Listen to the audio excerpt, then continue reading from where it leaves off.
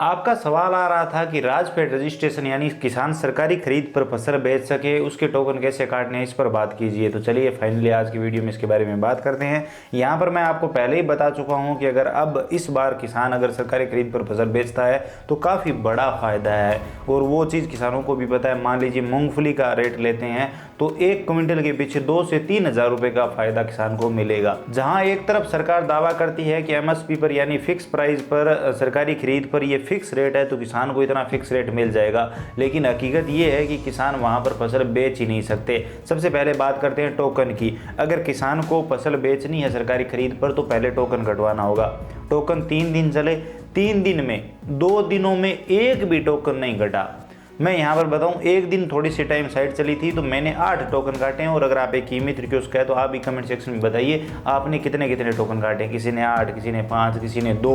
और शुरुआत में जैसे ही टोकन शुरू हुए तुरंत ही खरीद केंद्र की लिमिट भी पूरी हो जा रही है। तो यहाँ पर आप किसान वहाँ पर सरकारी खरीद के जो आप भाव दिखा रहे हो, किसान को ललचा रहे हो, वहाँ पर वो फसल कैसे बेच पाएगा। और ये भी सुनने को मिल रहा है कि जो हमारे आसपास खरीद केंद्र है उसकी लिमिट 2000 टोकन की है और किसान लाखों में है। तो फिर क्या मतलब है MSP का, और क्या मतलब है कि सरकार इस रेट पर किसान फसल बेच सकता है। हम किसान को मूंगफली का ये रेट तो दे रहे हैं, जबकि हकीकत ये है कि जिस किसान को वाकई ज़रूरत है वहाँ पर फसल बेचने की, वो वहाँ पर बेच ही नहीं पाएगा क्योंकि उसका टोकन ही नहीं कटेगा। बाकी यहाँ पर मैं आपको बता दूँ, टोकन की जो साइट है वो दीपावली पर अभी बंद कर दी गई है। बताया जा रहा है 22 तारीख से सुबह 9 बजे से फिर से ये काम शुरू किया जाएगा। लेकिन शुरू क्या किया जाएगा, ई मित्र धारकों की हालत ख़राब हो गई। धनतेरस से ये काम शुरू हुआ था और धनतेरस वाले दिन शायद ही किसी ई मित्र के उसने टोकन काटा हो। अगर किसी ने बाई चांस टोकन काटा है तो सिर्फ एक, पूरे दिन मेहनत करने के बाद एक टोकन काटा है। वहीं सरकार कहती है कि आप फिक्स प्राइस लो, जो ई मित्र का रेट है वही लो। तो टोकन में 50 रुपये का रेट है और अगर पूरे दिन वो काम करके 50 रुपये लेगा तो खाएगा क्या।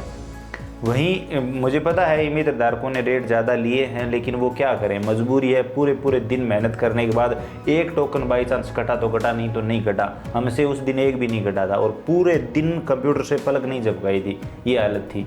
और उसके बाद दूसरे दिन 7-8 टोकन काटे, उसके बाद कोई टोकन नहीं कटा। और यहाँ पर मैं आपको बता दूँ, ये टोकन भी उनके कट रहे हैं जिन्हें कहीं ना कहीं वास्तव में इस चीज़ की ज़रूरत ही नहीं है।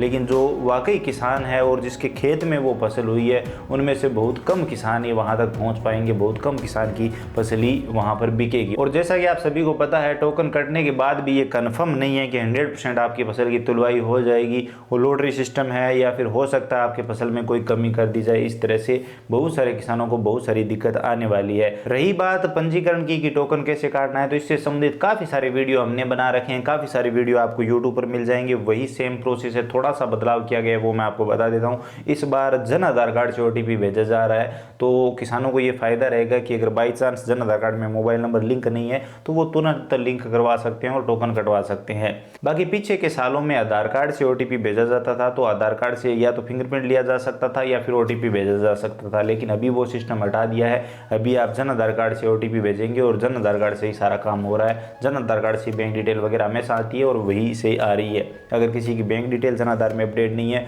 तो वो अभी टोकन नहीं कटवा सकता। तो जन आधार कार्ड में बैंक डिटेल अपडेट रखनी चाहिए आपको वैसे, तो वो चीज़ें हैं। बाकी वही सेम प्रोसेस है। आपको यूट्यूब पर काफ़ी सारे वीडियो मिल जाएंगे और सभी ई मित्र धारक ये चीज़ जानते हैं कि कैसे टोकन काटना है, क्या है। तो बाकी जानने से क्या होता है, अगर कट ही नहीं रहे हैं तो ई मित्र धारकों के सामने बड़ी परेशानी है। काफ़ी सारे ई मित्र धारकों ने हाथ खड़े कर दिए हैं कि हम नहीं करेंगे, क्योंकि पूरे दिन बैठे रहो और एक भी टोकन नहीं कटे तो फिर क्या मतलब है, और वीडियो बनाने का क्या मतलब है जब वो काम ही नहीं हो रहा। तो साइड का ये हाल है। बाकी कटेंगे कि नहीं कटेंगे, जो पूरे दिन बैठे रहते हैं कंप्यूटर पर कि हाँ हमें यही काम करना है, वो तो 1-2 काट लेते हैं, बाकी की वो स्थिति ठीक नहीं है। तो वही चीज़ है। बाकी आप बताइए कमेंट सेक्शन में, क्या आपको भी ये परेशानी फेस करनी पड़ रही है, आपने कितने टोकन काटे, कमेंट सेक्शन में ज़रूर बताइए। एक कमेंट मैं खुद देखने वाला हूँ।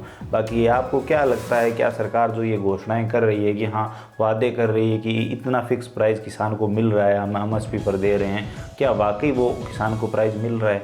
क्या वाकई किसान जब चाहे वहाँ पर फसल बेच सकता है?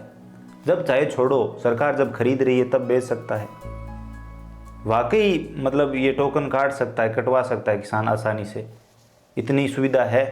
वहाँ तक पहुँच सकता है? बताइए कमेंट सेक्शन में, आप सबके कमेंट देखने वाला हूँ। बाकी यही चीज़ है, वीडियो इन्फॉर्मेटिव लगा है तो लाइक करिए, अपने दोस्तों के साथ शेयर करिए, चैनल पर नए हो तो सब्सक्राइब करके घंटी का बटन दबा लीजिए ताकि आने वाले सभी वीडियो और नई नई अपडेट आप सबसे पहले देख पाएँ। इसके अलावा अगर आपके मन में कोई भी सवाल सुझाव है, आप और कुछ भी जानना चाहते हैं, बताना चाहते हैं, तो बेझिझक कमेंट सेक्शन में लिखिए, हम जरूर बात करेंगे। चलिए मिलते हैं अगले वीडियो में नई अपडेट के साथ।